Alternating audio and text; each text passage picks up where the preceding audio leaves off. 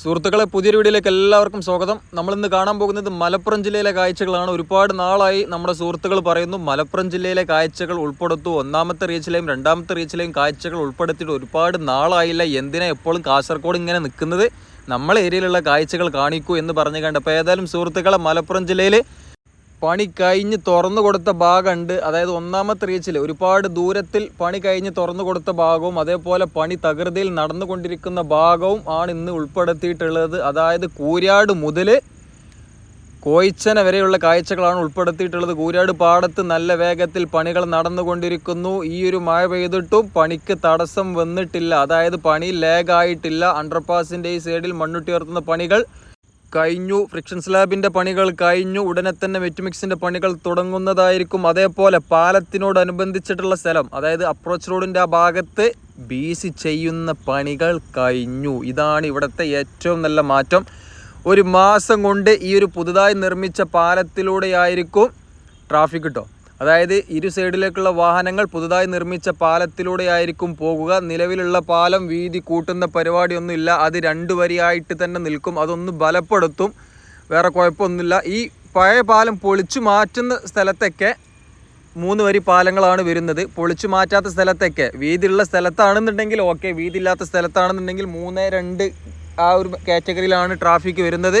പിന്നെ കൊല്ലം ബൈപ്പാസിൽ പുതുതായി നിർമ്മിച്ചതാണ് കൊല്ലം നിലവിലുള്ള ബൈപ്പാസ്. അതുകൊണ്ട് അവിടെ പാലം നിർമ്മിക്കുമ്പോൾ പഴയതിനോട് ചേർന്നിട്ട്, അതായത് ഒരു അണുമണി തൂക്കം അങ്ങോട്ടോ ഇങ്ങോട്ടോ വ്യത്യാസമില്ലാത്ത അതേ അളവിലാണ് പുതിയ പാലവും നിർമ്മിക്കുന്നത്. അപ്പോൾ അതുകൊണ്ട് അവിടെ മേജർ ബ്രിഡ്ജുകളിലൊക്കെ 3-3ലാണ് ട്രാഫിക് പോകുക. പിന്നെ കൊല്ലം ബൈപ്പാസിൽ ഒരുപാട് വലിയ പാലങ്ങളുണ്ട്. അഷ്ടമുടിക്കായലിന് കുറുകെയായിട്ട് ഇഷ്ടം പോലെ വലിയ പാലങ്ങൾ കുറുകെ പോകുന്നുണ്ട്. മലപ്പുറം ജില്ലയിൽ ഒരുപാട് സ്ഥലത്ത് മണ്ണിടിച്ചിൽ ഉണ്ടായിട്ടുണ്ട്. സർവീസ് റോഡ് പൊട്ടി വീഴല്ല, താഴ്ന്നു പോയിട്ടുണ്ട്. അങ്ങനെയൊക്കെ ഒരുപാട് ന്യൂസും ക്ലിപ്പുകളൊക്കെ നമ്മൾ കണ്ടിട്ടുണ്ടായിരുന്നു. ഈ ഒരു ഭാഗം മണ്ണിടിച്ചിൽ ഉണ്ടായിട്ടുണ്ട്. മണ്ണിടിഞ്ഞ ഭാഗമാണ് ആ കാണുന്നത് കേട്ടോ. അപ്പോൾ അതിൻ്റെ ഈ സൈഡിൽ സോയിൽ നെയിലിങ്ങിൻ്റെ പണികൾ കഴിഞ്ഞിട്ടുണ്ട്. സോയിൽ നെയിലിംഗ് ചെയ്ത ഭാഗത്തൊന്നും മലപ്പുറം ജില്ലയിൽ മണ്ണിടിച്ചിൽ ഉണ്ടായിട്ടില്ല. ഈ സോയിൽ നെയിലിംഗ് ചെയ്ത ഭാഗത്ത് വെറ്റ്മിക്സിൻ്റെ പണികൾ കഴിഞ്ഞിട്ടുണ്ട്. DBM ചെയ്യുന്ന പണികൾ കുറച്ച് ദൂരത്തിൽ കഴിഞ്ഞിട്ടുണ്ട്. ഏകദേശം ഒരു 100 മീറ്ററിനോടടുത്ത് DBM ചെയ്യുന്ന പണികൾ കഴിഞ്ഞിട്ടുണ്ട്. കക്കാട്, ഇതാണ് കക്കാട് ഓവർപാസിൻ്റെ മുകളിൽ BC ചെയ്യുന്ന, അത് പിന്നെ കുറേ കാലം മുമ്പ് കഴിഞ്ഞതാണ്, അതൊക്കെ അന്ന് പറഞ്ഞതാണ്. ഏകദേശം ഒരു 60 ദിവസത്തായി കക്കാട് ഭാഗത്തെ കാഴ്ചകളൊക്കെ ഉൾപ്പെടുത്തിയിട്ട്. കാരണം കക്കാടിൻ്റെ അപ്പുറത്തേക്ക് കിട്ടും, കൂരാടിൻ്റെ ഏകദേശം ഒരു മാസം മുമ്പറ്റേ നമ്മൾ ചെയ്തതാണ്. അന്നാണ് നമ്മൾ കൂരാട് ശക്തി സ്റ്റോൺ, അതായത് ഇൻ്റർലോക്കുകൾക്കും അതേപോലെ ജാലിക്കട്ടകൾക്കും ബന്ധപ്പെടുക ശക്തി സ്റ്റോൺ എന്നൊക്കെ പറഞ്ഞുകൊണ്ട് ഒരു വീഡിയോ അതിൽ ഉൾപ്പെടുത്തിനല്ലോ.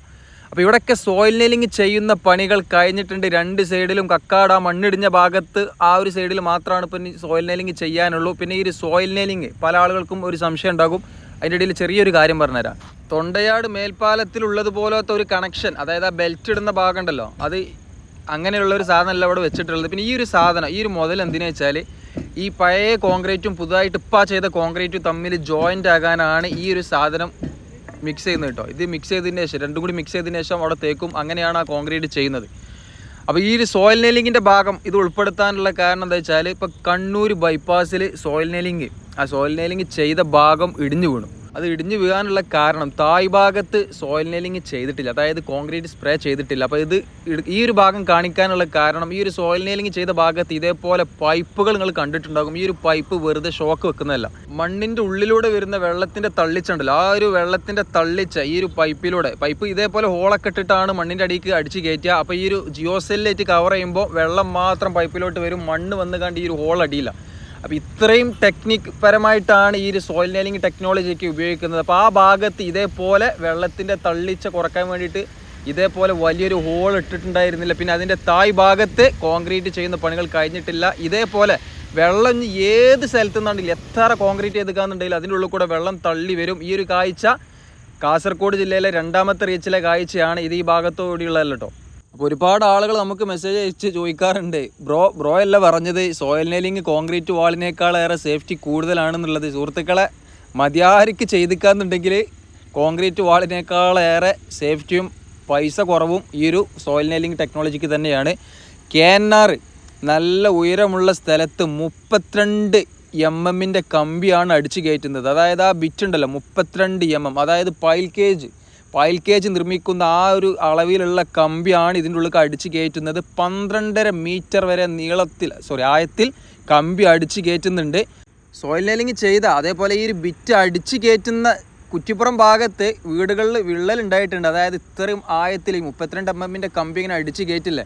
അപ്പോൾ ആ ഭാഗത്തുള്ള 6 വീടുകളോട് മാറിപ്പോകാനൊക്കെ പറഞ്ഞിട്ടുണ്ട്. പിന്നെ എടുത്തു പറയേണ്ട ഒരു കാര്യം, കക്കാട് കരിമ്പിൽ മുതൽ പൂക്കിപ്പറമ്പ് ഭാഗം വരെ 2 ഭാഗത്തും 6 വരി തുറന്നു കൊടുത്തിട്ടുണ്ട്. മലപ്പുറം ജില്ലയിലാണ് ദേശീയപാത 66 പണി കഴിഞ്ഞ ഭാഗം തുറന്നു കൊടുക്കുന്നതിൽ പിശുക്ക് കാണിക്കുന്നത്. ഇവിടെ ഏതായാലും ഇത് തുറന്നു കൊടുത്തിട്ടുണ്ട്. ഈ തുറന്നു കൊടുത്ത ഭാഗത്ത് പൂക്കിപ്പറമ്പിൻ്റെ അപ്പുറത്തേക്ക് ഒരു ഭാഗം മാത്രമാണ് തുറന്നു കൊടുത്തിട്ടുള്ളൂ. അവിടെ ഒരു സൈഡ് ക്ലോസ് ആണ്. അപ്പോൾ ആ ഒരു ക്ലോസ് ചെയ്ത ഭാഗത്ത് നല്ല രീതിയിൽ വെള്ളക്കെട്ടുകൾ ഉണ്ടായിട്ടുണ്ട്. വെള്ളം പിന്നെ അങ്ങോട്ട് പോകണില്ലല്ലോ. കാരണം ഈ ഒരു ഫ്രിക്ഷൻ സ്ലാബ് വെച്ച് അതിനുശേഷം ഹോളൊക്കെ ചെയ്താൽ മാത്രമേ ഈ ഒരു റോഡിൽ മെയിൻ റോഡിൽ വീഴുന്ന വെള്ളം താഴോട്ട് പോവുകയുള്ളൂ. അപ്പം നല്ല രീതിയിൽ മുട്ടിൻക്ക് അരക്കൊക്കെ വെള്ളക്കെട്ടുകളെന്ന് അവിടെ ഉണ്ടായിരുന്നു. ചെറിയ കുട്ടികൾ അരക്കൊക്കെ വെള്ളം ഉണ്ടായിന്. അതൊക്കെ റീലായിട്ടും ഷോർട്ട് വീഡിയോ ആയിട്ടും വാട്സപ്പിലൊക്കെ നിങ്ങൾ കണ്ടിട്ടുണ്ടാകും. ഏതായാലും നമ്മൾ വെന്നിയൂർ ഭാഗം എത്തിയിട്ടുണ്ട്. വെന്നിയൂരൊക്കെ ബ്ലോക്കിൽ പെടാതെ അപ്പുറത്തേക്ക് പോകാൻ പറ്റുന്നുണ്ട്. ദേശീയപാതയിൽ ഈ ഒരു ഹൈവേ വരുന്നതിന് മുമ്പ്, അതായത് 6 വരി വരുന്നതിന് മുമ്പ് മലപ്പുറം ജില്ലയിലെ ഏറ്റവും കൂടുതൽ ബ്ലോക്ക് അനുഭവപ്പെടുന്ന സ്ഥലങ്ങളായിരുന്നു ഒന്ന് ചേളാരി, വെന്നിയൂർ, പിന്നെ വളാഞ്ചേരി ഒട്ടപ്പാറ ബൈപ്പാസ് വരുന്നതുകൊണ്ട് കഴിച്ചിലായി. ഇപ്പോൾ ഈ ഒരു ഭാഗം 6 വരി തുറന്നു കൊടുത്തതുകൊണ്ട് ബുദ്ധിമുട്ടില്ലാതെ ഇങ്ങനെ സുഖമായിട്ട് പോകാൻ പറ്റുന്നുണ്ട്. ഇതിനേക്കാളേറെ ബുദ്ധിമുട്ടുള്ളൊരു സ്ഥലമാണ് ചേളാരി. പക്ഷേ ചേളാരി ഇതുവരെ തുറന്നു കൊടുത്തിട്ടില്ല. തുറന്ന് കൊടുക്കുന്നൊക്കെ ഒരുപാട് നാളായി പറയുന്നു. എന്താണിത് തുറന്നു കൊടുക്കാത്ത അറിയില്ല. ചേളാരിയാണ് ഏറ്റവും ബുദ്ധിമുട്ട്. പ്രത്യേകിച്ച് ആ ചെട്ടിപ്പടി ഭാഗത്തേക്ക് പോകുന്ന വാഹനങ്ങൾ നല്ല രീതിയിൽ ബുദ്ധിമുട്ടിയിട്ടാണ് ഓടിച്ചു പോകുന്നത്. അപ്പോൾ വെന്നിയൂരും കഴിഞ്ഞ് നമ്മൾ പൂക്കിപ്പറമ്പ് ലക്ഷ്യമാക്കി പോയിക്കൊണ്ടിരിക്കുകയാണ് സുഹൃത്തുക്കളെ. സർവീസ് റോഡിൻ്റെ ഈ സൈഡിൽ ഡ്രെയിനേജിൻ്റെ പണികൾ കഴിഞ്ഞിട്ടുണ്ട്. പക്ഷേ ഒരു സൈഡിൽ ഡ്രെയിനേജിൻ്റെ പണികൾ കഴിഞ്ഞിട്ടില്ല. ഏത് സൈഡാണ്? ഇപ്പം നമ്മൾ കണ്ടുകൊണ്ടിരിക്കുന്ന ഇടത് സൈഡ്. അവിടെ ഡ്രെയിനേജിൻ്റെ പണികൾ നടന്നുകൊണ്ടിരിക്കുന്നു. അതേപോലെ ലൈറ്റ് വെക്കുന്ന പണികൾ ഒരുപാട് ദൂരത്തിൽ കഴിഞ്ഞു. 30 മീറ്റർ ഇടവിട്ടിട്ട് 2 സൈഡിലേക്കും പ്രകാശം നൽകുന്ന, അതായത് സർവീസ് റോഡിലോട്ടും മെയിൻ റോഡിലോട്ടും വെളിച്ചം നൽകുന്ന ലൈറ്റുകൾ ഇവിടെ റെഡിയാണ്. ഇനിയിങ്ങനെ വാഹനം ഓടിച്ച് പോയാൽ മതി. അതിൻ്റെ ഇടയിൽ ടോളും കൊടുക്കേണ്ടി വരും. പിന്നെ ഒരു സന്തോഷ വാർത്ത, മലപ്പുറം ജില്ലയിൽ ഒന്നാമത്തെ റീച്ചിൽ 74% പണികൾ കഴിഞ്ഞിട്ടുണ്ട്. കാസർഗോഡ് റീച്ചിലെ ഒന്നാമത്തെ റീച്ചും മലപ്പുറം ജില്ലയിലെ ഒന്നാമത്തെ റീച്ചും തമ്മിലാണ് മത്സരം. രണ്ടും കടാകട മത്സരമാണ്. മലപ്പുറം ജില്ലയിൽ ഒരുപാട് സ്ഥലത്ത് DBM ചെയ്യുന്ന പണികൾ കഴിഞ്ഞിട്ടുണ്ട്. മണ്ണിട്ടുയർത്തുന്ന ഭാഗത്തെ പണികളൊക്കെ ഏകദേശം കഴിഞ്ഞു തുടങ്ങി. കട്ട് ചെയ്യുന്ന ഭാഗത്തെ പണികളും കഴിഞ്ഞു തുടങ്ങി. ഇനിയിപ്പോൾ ആകെ കുറച്ച് പണി മാത്രമേ ഉള്ളൂ. കോട്ടക്കൽ ബൈപ്പാസിലെ വയഡക്റ്റിൻ്റെ പണികൾ അതും കൂടി കഴിഞ്ഞിരിക്കാന്നുണ്ടെങ്കിൽ മലപ്പുറം ജില്ല ഫിനിഷ്. അങ്ങനെ നമ്മൾ പൂക്കിപ്പറമ്പ് എത്തിയിട്ടുണ്ട്. പൂക്കിപ്പറമ്പ് നിന്ന് വാഹനങ്ങൾ സർവീസ് റോഡിലൂടെയാണ് തൃശ്ശൂർ ഭാഗത്തേക്ക് പോകുന്നത്. അങ്ങനെ നമ്മൾ പൂക്കിപ്പറമ്പ് എത്തിയിട്ടുണ്ട്. എന്താ സുഖം തരെ സുഹൃത്തുക്കളെ. ഈ ഒരു 6 മാസം മുമ്പ് പ്രവാസ ലോകത്തേക്ക് പോയിട്ടുള്ള സുഹൃത്തുക്കളെ, നിങ്ങളിപ്പം ഇത് കാണുമ്പോൾ നിങ്ങൾക്ക് തോന്നും, അന്ന് ഞാൻ വെന്നിയൂർ കൂടെയൊക്കെ എന്തോരം ബുദ്ധിമുട്ട് സഹിച്ചിട്ടാണ് അങ്ങോട്ട് പോയതോ. കോട്ടക്കൊക്കെ പോകുമ്പോൾ ഇടങ്ങേറായി, ഇങ്ങോട്ട് വരുമ്പോൾ ഇടങ്ങേറായി. കാരണം വെന്നിയൂരത്തെ ബ്ലോക്ക് വല്ലാത്തൊരു ബ്ലോക്ക് തന്നെയാണ്. ഇപ്പം എന്താ സുഖം നിറങ്ങൾ. കക്കാട് കരിമ്പ് നിങ്ങോട്ട് കയറിക്കാന്നുണ്ടെങ്കിൽ പൂക്കിപ്പറമ്പ് എത്താൻ 1 മിനിറ്റ് തേച്ച് വേണ്ട. എന്താ റോഡ്. ഒരു 3 മാസം മുമ്പുള്ള അവസ്ഥ എന്താ വെച്ചാൽ, കക്കാട് കരിമ്പ് നിങ്ങൾ കക്കാട് നിന്ന് വെന്നിയൂർ എത്തണമെങ്കിൽ ഒരു 5 മിനിറ്റ് വേണ്ടി വരും. വെന്നിയൂർ ഒരു 10 മിനിറ്റ് ബ്ലോക്കിലും 15 മിനിറ്റ്, പിന്നെ ഒരു 2 മിനിറ്റ് അങ്ങോട്ടുള്ള ഓട്ടും 17 മിനിറ്റ്. ഇപ്പോൾ 1 മിനിറ്റ് കൊണ്ടാണ്, ഒന്നില്ലെങ്കിൽ 2 മിനിറ്റ് കൊണ്ട് കക്കാട് ടു പൂക്കിപ്പറമ്പ്. എന്താ റോഡ്.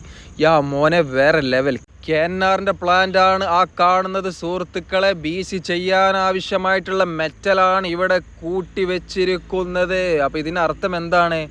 സെക്കൻഡ് കോട്ട് ടാറിങ് പെട്ടെന്ന് ചെയ്യാനുള്ള പുറപ്പാടിലാണ് KNR. BCക്ക് വേണ്ടിയിട്ടുള്ള സാധനം. ആ ഒരു ചെറിയ മെറ്റലുണ്ടല്ലോ, 60 mm, അതിൽ ചെറുതായിട്ടുള്ളൊരു mm, അങ്ങനെ എന്തോ ഒരു അതിനാണ് കണക്കുണ്ട്.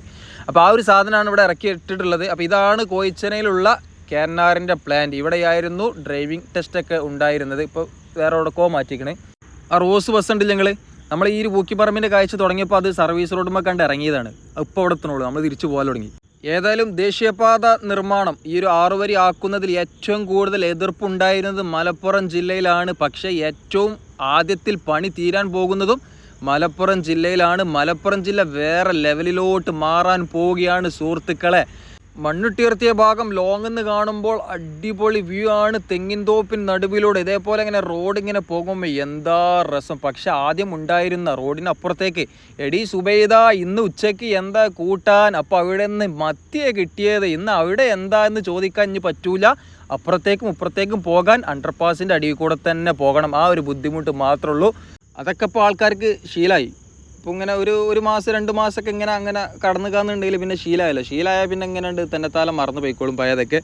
അപ്പോൾ ഇതാണ് മലപ്പുറം ജില്ലയിൽ പണി കഴിഞ്ഞ് തുറന്നു കൊടുത്ത ഭാഗം. പിന്നെ 2 കൊല്ലം മുമ്പ് ഇവിടെ വന്ന ഏതെങ്കിലും സൗദികളോ അറബികളൊക്കെ ഇപ്പോൾ ചോദിക്കും, മിൻ റഈസ് അല്ലേൻ, മാഷാ അല്ലാ, ഹിന്ദി അല്ലേൻ, കോയ്സ് മിയ മിൻ റഈസ് അല്ലേൻ. ഏതായാലും നമ്മുടെ SGK പറഞ്ഞതുപോലെ കേരളം വേറെ ലെവലാവുകയാണ്. കേരളം മാറിക്കൊണ്ടിരിക്കുകയാണ്. ഇനിയും മാറ്റങ്ങൾ ഒരുപാട് വേണം. അപ്പോൾ ഏതായാലും സുഹൃത്തുക്കളെ, വീഡിയോ ഇവിടെ വെച്ച് നിർത്തുകയാണ്. കാര്യമായിട്ടുള്ളൊരു വിശദീകരണത്തിൻ്റെ ആവശ്യമില്ല, പണികൾ കഴിഞ്ഞ ഭാഗമാണ്. അപ്പോൾ ഏതായാലും വീഡിയോ ഇഷ്ടപ്പെട്ടുകയാണെങ്കിൽ ലൈക്ക് അടിച്ചേക്കേണ്ടി, ചാനൽ സബ്സ്ക്രൈബ് ചെയ്യാത്തവരൊക്കെ ഒന്ന് സബ്സ്ക്രൈബ് ചെയ്ത് പോകുക. മറ്റൊരു വീഡിയോയുമായിട്ട് വീണ്ടും കാണാം. Thanks for watching. എക്സ് വൈപ്പ്. See you again. Bye by.